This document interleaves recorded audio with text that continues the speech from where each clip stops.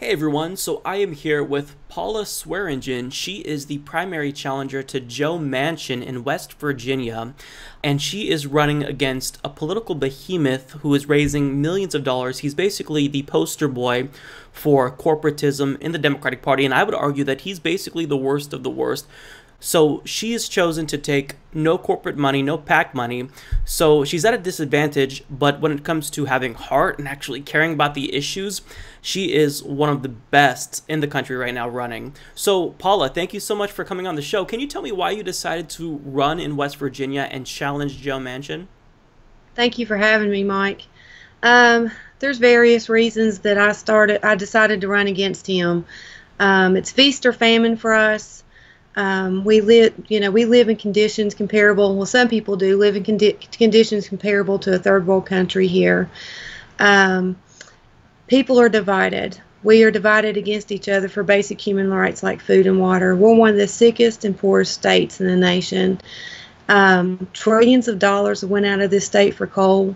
People don't even recognize the struggles of the people in the north and the fracking that's going on there. But it's really not even just a pollution issue. There's no promise for a stable economic infrastructure for our future. And Joe Manchin, he has Jenkins too has financial ties to the coal industry and these other corporations, and they're not catering to our communities, and they're not being public servants. And I have fought for many, many years, begging for clean water, begging for prosperity, begging for a future for our children, begging them to quit putting silica dust in our kids' lungs, begging them to put, miner safety first and expand our workforce. And it's just not been happening. So I decided that the people of West Virginia need to fight back. So that's after all the fighting that I've been doing, I'm hoping through my voice that people will stand up with me and we take our state back. Because that's what it's going to take. I mean, our government is bought and paid for, and we're not going to have any chance, our children are not going to have any chance for a future here. So many families have already moved out of West Virginia. I want to bring our families back home. I want us to have a future, and I want us to have a clean and prosperous future. Right, and one thing that I wanted you to address was a lot of people come to the defense of Joe Manchin because they make this case that, well, West Virginia is a red state and he's being conservative just for practical reasons, but you actually have a very progressive platform.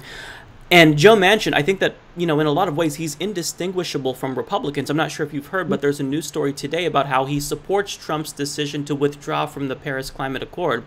So it's difficult for me to retort with an argument because I'm not from West Virginia. So why is it that you think that your platform, having a progressive platform, will resonate with the people of West Virginia? Well, we've had to vote between the lesser of two evils. It's just like what happened with Donald Trump. Bernie Sanders won the primaries here because he was offering solutions. And then Donald Trump won because he was offering solutions, false promises. He was offering jobs, which we've not seen happen here yet. I don't want to misquote, but I think maybe the employment rate in the mining industry is raised like 9%. And it's disgusting to me because not only did Joe Manchin put out a letter of support, but Shelley Moore Capito, our other senator, Jenkins, my Republican opponent, Mike McKinley, all went out for support for the Paris Agreement. People argue about climate change, and maybe that can be an argument, which I don't understand because I think that, whether we believe it in or not, I think that we should protect our environment for our future and for our children. But with that, they've inhibited any type of green technology or any type of future and, to expand our infrastructure by doing that.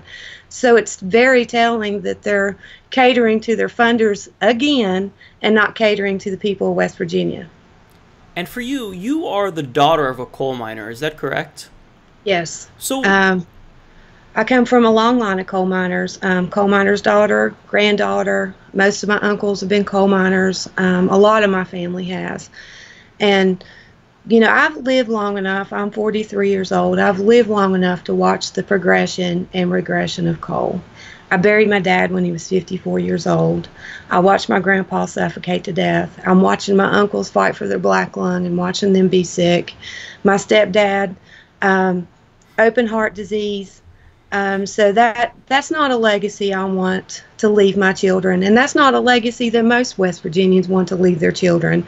But we've had no promise of any other type of economy here.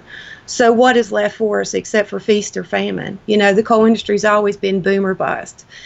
And we have had a large history of labor struggles with the coal industry, and we fought and won. But with this generation, with the bust, I want to say the bust of our union, because we really don't have a union anymore to protect our coal miners. Most of these boys have to go into non-union mines.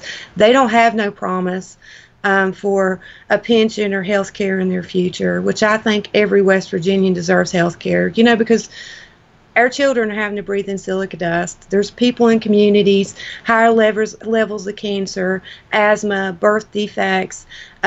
People now are getting the same illnesses that, you know, my family did. And that's not fair. That's not fair to put that on our children's backs. You know, the Industrial Revolution was built on the backs of coal miners, their families, and surrounding communities. And I think it's time for us to unite. I think it's time for our awakening. Democratic or Republican, we all can agree you know, that we need a prosperous, diverse infrastructure here. And we're not going to have it just as long as we have corporate funded politicians. I've said it before and I'm going to say it again. It's past time for us to invest in ourselves. It's time. This nation was built by the people, for the people, and I think it's time for the people all over America, but especially West Virginia, to rise up. You know, this nation is fueled by the blood of my people. We have died to power America. It's time, it's past time to create a future for our kids. I don't want my boys to leave.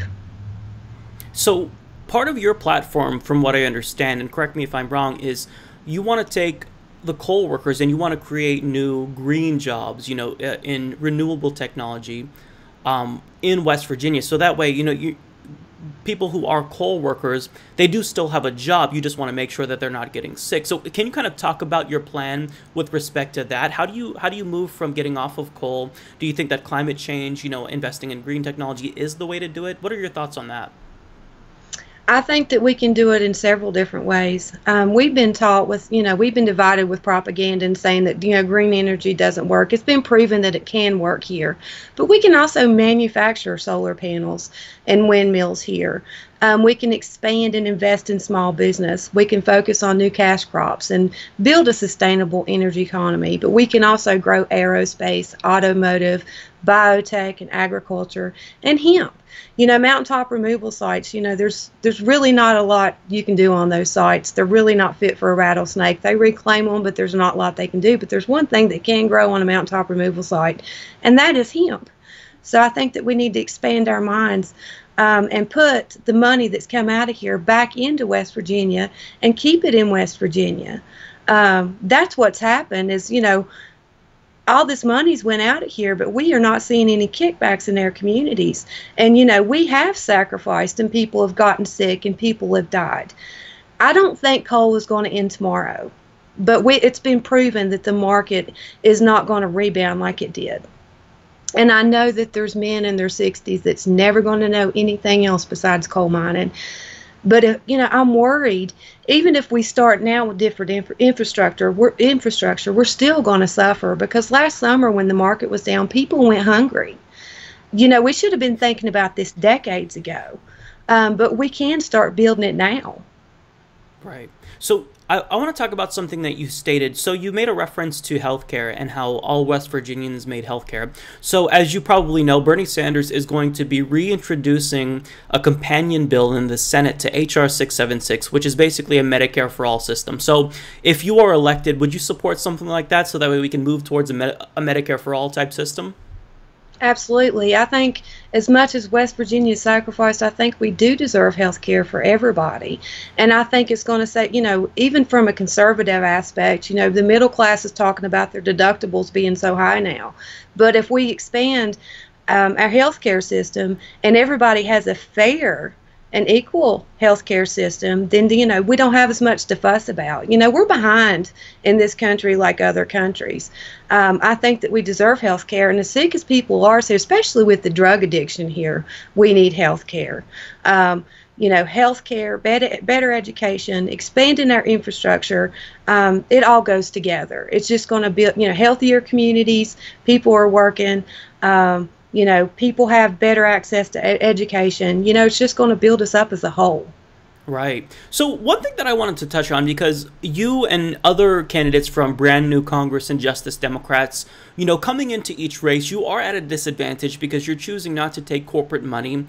Whereas your opponents, you know, not just Joe Manchin, but, you know, corporate Democrats across the country, they're taking millions of dollars. So if you were elected, and, you know, you're definitely the underdog, but you have people hopefully from around the country trying to help with your campaign, sending $1, $2 here and there. But if you are elected into the Senate, what do you think would be the long-term solution? Are you in support of campaign finance reform, public financed elections? How do you think we can basically end the influence of money in politics? Well, I think there definitely needs to be some legislation to get money out of politics because, you know, an ordinary person has no influence in our elections, and that's not fair.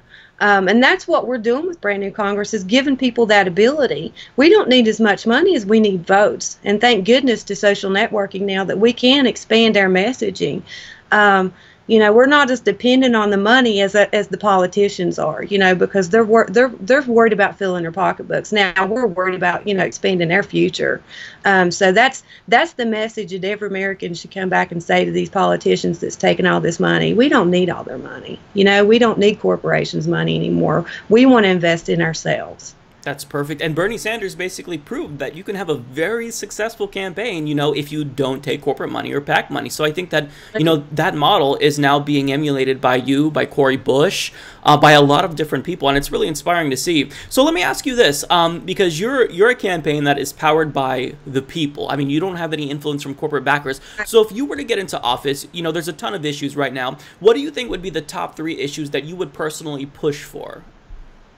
Well, for West Virginia, for one, every American, expand our infrastructure, better education, and health care. I think those are the key things that Americans are looking for right now, because, I mean, even though West Virginia's kind of set a model for, you know, destruction and cultural divide, you know, that we're starting to see that happen all over America.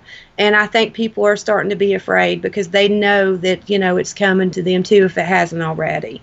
And, you know, water, that's one thing that I will fight for, because that's a basic human right. There's no reason that people should be bid against each other to put food on their table, and a basic human right is, you know, like water and clean air. Jim Justice, my Democratic governor, one of the biggest polluting coal barons in West Virginia, is putting silica dust in my kids' lungs and several children's lungs across Appalachia, and that's unacceptable. And I will fight for those issues, but I'll also fight for an economic infrastructure that is clean and stable for everybody.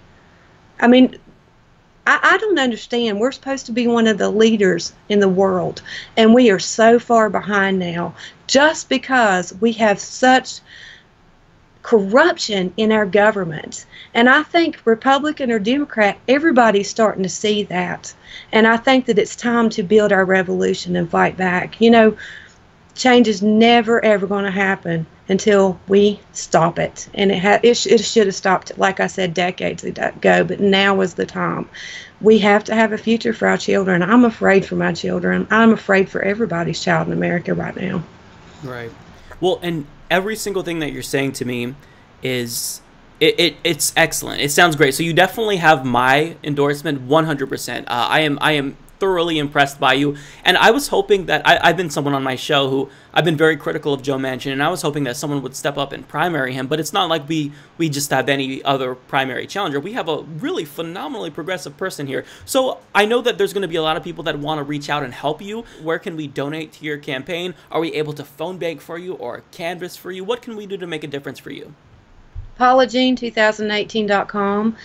We do have volunteers that are starting to get everything together. So we are going to need people to canvas and phone bank, and we're going to start putting that out there.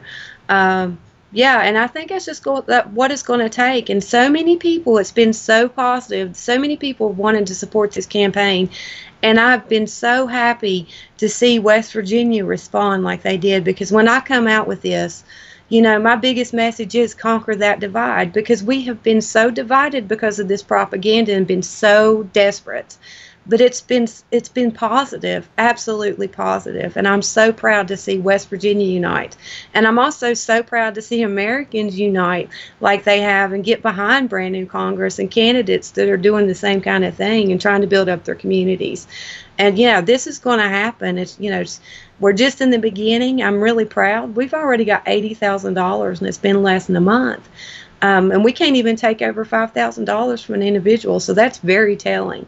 And that's just for my campaign.